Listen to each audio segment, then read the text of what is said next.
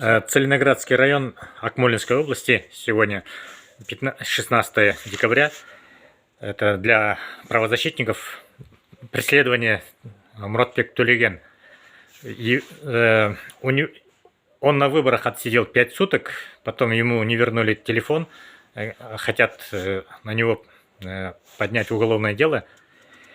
Теперь получается, что сейчас возле дома у него стоят 2 машины и не выпускают его из дома, грозятся, что забрать его. Вы это подтверждаете? Да, подтверждаю. Вчера прямо дома приехал, они стояли, 2 машины, патрульная машина и участковая машина, и гражданские машины. Основанием для преследования говорят, что он в прямом эфире выступал, чтобы свергнуть власть насильно. Он отрицает это, он говорит, он призывал к мирным митингам. Да, я в прямом эфире сказал, что именно мирный митинг. Можете посмотреть. Вот.